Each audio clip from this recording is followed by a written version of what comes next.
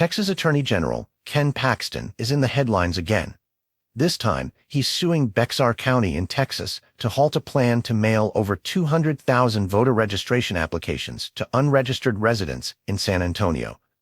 This lawsuit is the culmination of a long-standing conflict between state Republicans and Democrats in urban areas, particularly on voting and elections.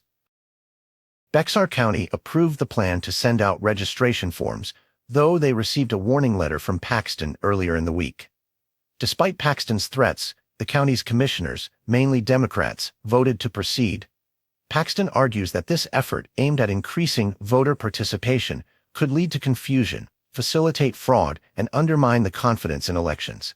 He even suggested that mailing these forms might encourage ineligible people, like non-citizens or convicted felons, to register illegally.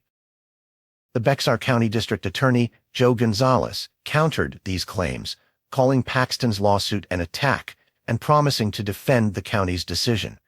He stressed that the initiative is a nonpartisan attempt to invite eligible citizens to participate in the democratic process.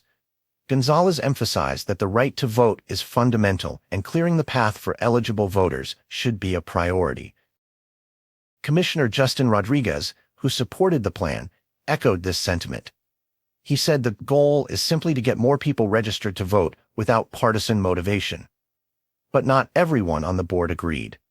Commissioner Grant Moody, a Republican, voiced concerns about the legality and timing of the move. He noted that several nonprofits and political parties were already engaged in voter registration efforts, questioning the need to spend $400,000 on an additional campaign. Paxton's actions are part of a broader pattern of aggressive measures against alleged voter fraud. Though these investigations rarely result in convictions, they generate significant headlines and reinforce his tough-on-fraud image. This summer, Paxton's office even executed search warrants in other counties targeting Latino political activists, drawing criticism from groups such as the League of United Latin American Citizens, LULAC. Paxton's critics argue that these actions are meant to intimidate and suppress votes, particularly from the Latino community. The tension is mounting not just in Bexar County. Harris County, another large urban area with a significant population of Democratic voters, is considering a similar voter registration plan. Paxton warned them against this as well, accusing them of trying to exploit the ballooning non-citizen population facilitated by what he claims are Biden-Harris administration's open border policies.